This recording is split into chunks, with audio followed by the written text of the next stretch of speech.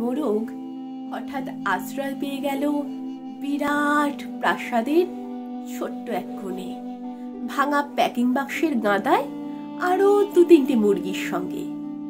আশ্রয় যদিও মিলল, উপযুক্ত আহার মিলল না।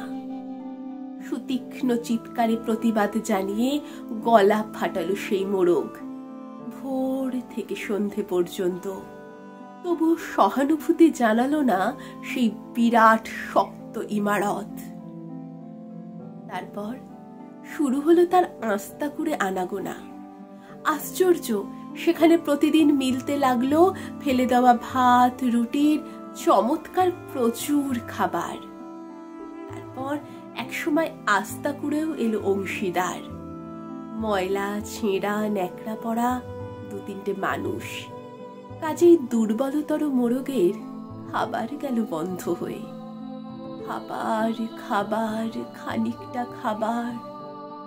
অসহায় মোরগ খাবারের সন্ধানে বারবার চেষ্টা করলো প্রাসাদে ঢুকতে। প্রত্যেকবারই তাড়া খেলো প্রচন্ড। ছোট্ট মোরগ ঘাড় উঁচু করে স্বপ্ন দেখে, প্রাসাদের ভিতর রাশি রাশি খাবার। তারপর সত্যি সে একদিন প্রাসাদে ঢুকতে পেল। একেবারে সোজা চলে এলো ধপধপে সাদা দামি কাপড়ে ঢাকা খাবার টেবিলে।